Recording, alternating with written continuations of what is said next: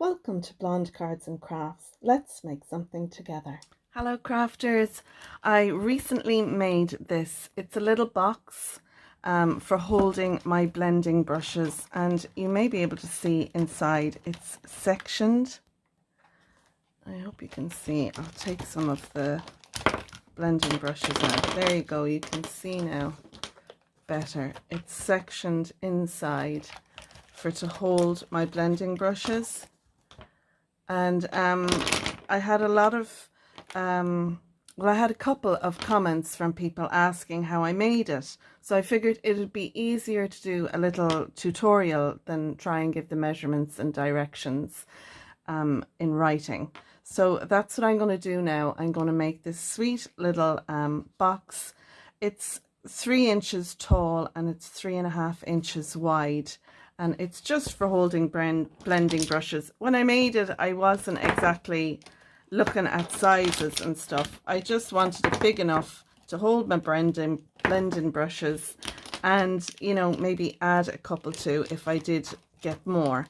So let's go ahead now and have a look at all the pieces that you'll need in order to make this cute little box that'll sit on your desk. Yeah, so let's go ahead. So what I have here is some cardstock. So the base of this here is actually the lid of a box. That's what it is. In essence, it's the lid of a box, and then it has a sleeve going around it. So for the lid of your box, you'll need one piece of what I've used is white 300 GSM cardstock. This piece measures 5.5 by 5.5, and I've scored it at 1 inch. I've rotated, score at 1 inch, rotate, score at 1 inch, rotate, score at 1 inch, and rotate. We'll need to do some cutting to this, and I'll get to that in a minute. Next, I have 2 pieces. These 2 pieces measure 7 3/4 by 3 inches long. I've scored at 1/2 inch and 4. And then on the end, I took literally 1/16 off the end piece on both of these. I have the 2 little strips there. It's just to help it fit better in the lid. I've also got 2 pieces, and these are for the inside. These 2 pieces measure 5 3/4 by 3. I've scored at 1/2 inch and 5 1/4. And then I came into the middle. The middle is 2 7/8, and I cut down for 1.5 inches. What we're going to do is take one and rotate it around, and they're just going to sit inside each other like so. Now you can actually cut a little bit more off, you know, so you have a bigger opening, but mine fit in there perfect. You could add a little bit of tape there if you wanted it straight, but I wasn't that precious about it. So that's my piece in the middle. These little tabs, then we will fold them over, and this will just allow us to stick that to the inside of our little holder, like so. So that'll sit inside, and it gives us dividers then for our ink blending brushes to sit into. So like I said, if you don't want these loose like that, you could just put a bit of tape through there and another piece of tape like sellotape through there, and that'll help stabilize them. Okay, with these 2 pieces, we're just going to fold on the score lines, and this is kind of fluid because this will sit into the lid of our box, but those 2 will be mountain folds as well. And then finally we have our lid, and with our lid we need to do some cutting. So what we need to do is cut up 1 and then take a little wedge off both sides like so, and we'll do that again on this one. Take a little wedge. This tab is what's going to make our lid. Then I'm going to rotate it around so that they're up at the top, and I'm going to do the same thing again. I'll cut up this score line and then take a little wedge from the tab. And I'll do the same then on this one.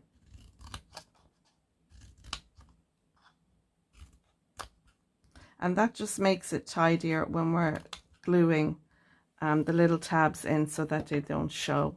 So then what we want to do is fold up on our score lines. And we'll do that all around the lid. And then we're going to glue our little tabs inside like so. Now, what I would recommend you do is join these two together first. So where we have our 1/2 inch tab and our 1/2 inch tab, glue this one on here. Once you have that done, this will make your box, and you can glue this one on there. Then what you can do is you can sit this into your lid. And I find that way is better because it leaves you a little room to adjust. You know, if it needs a little bit of room, you can adjust it that way. So that's what I'm going to do next. I'm going to assemble the box, and I'm going to use my quick grab glue to do that. So I've put some double-sided tape on these just to make it easier for the video. You can use double-sided tape, you can use liquid glue, whatever your preference is, just as long as you glue the two tabs together. So I'm going to glue that one. I'm just going to line it all up, add a bit of pressure. My tape will hold that in place and make it easier. I didn't line that up very well now, but that's the great thing about adding the glue. I can move that into place, and now I can add this one. So I'm just going to remove the release paper off this. Again, add a little bit of glue.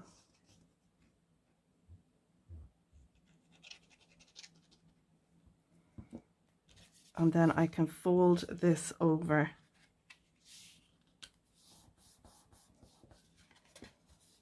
Lovely. And that'll give me my box shape like that. So now we want to make the base. And what I'm going to do is I'm going to add a little bit of glue to two of the tabs. And again, you could use double-sided tape if you wanted, but just for quickness and ease of the video, I'm going to use the glue here. And then we're going to fold these in and pop them up there. And I'm going to do the same with this one. I'm getting a nice edge there where the tab and the corner is joining up nicely. Once I've that done, then I can put my tabs in here like so. And now I know this is going to fit my sleeve that I've made perfectly, because sometimes when you glue the lid and then you go to put this in, it mightn't feel like it fits properly. So that's what I like to do. So I'm going to add some glue to my tabs.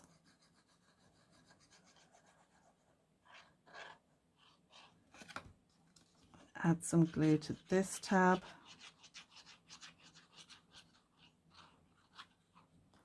And then I'm going to put my sleeve in. This is a little bit fiddly, but believe me, it is worth the effort.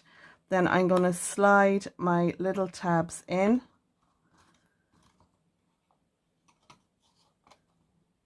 And then I'm going to bring up the lid so it fits nicely. So I know now my sleeve fits in here perfectly. But we're not going to worry because we're going to glue this into place now. So I'll slide that out, add some liquid glue in here.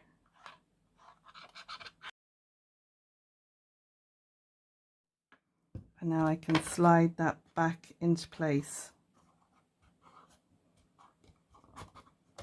And then we can add a little pressure, and I'm going to use my bone folder, and I'm just going to add a little pressure in there.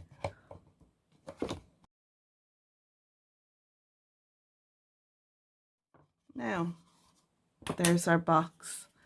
Our inside pieces then, they will sit in here.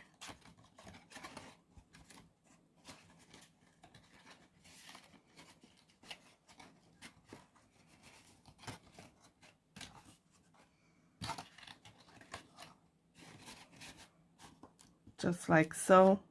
And those little tabs then will glue down into the sides.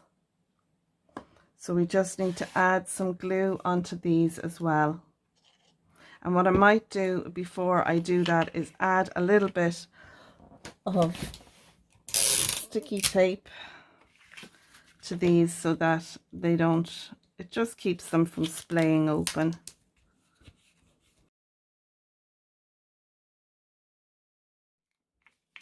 Now I can add my glue.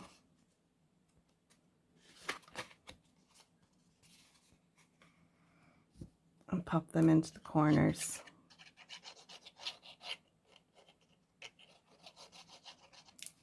And you could do this using some pattern paper. If you have, you know, a thick pattern paper pad, you could use that, and it will save you from decorating the outside. But I have lots of washi tape in my stash, and I just thought it would be nice to use the washi tape. When you're using the washi tape, it's good to either add a little bit of liquid glue behind them or use some double-sided tape, because you want to ensure that your washi tape is going to stay on. So the tricky bit now is just getting these in and into the corners.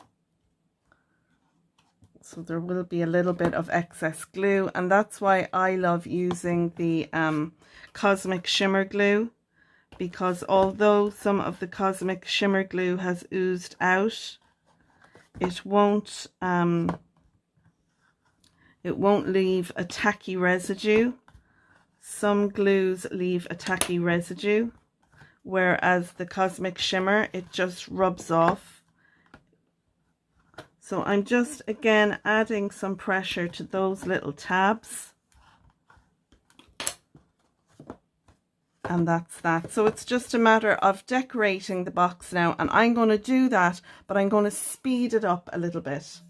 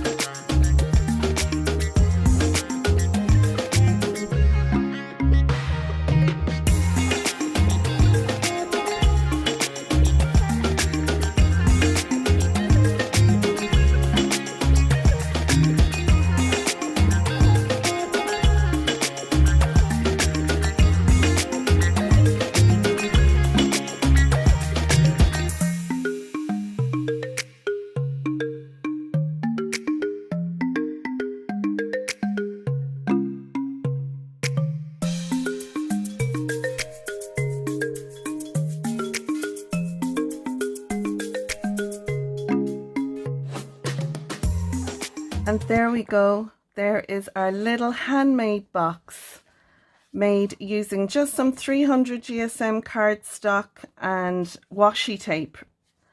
And I love it. I think they're very cute. I did this one a little bit differently. You can you know, do a reinforced lid if you wanted. I don't think it needs it.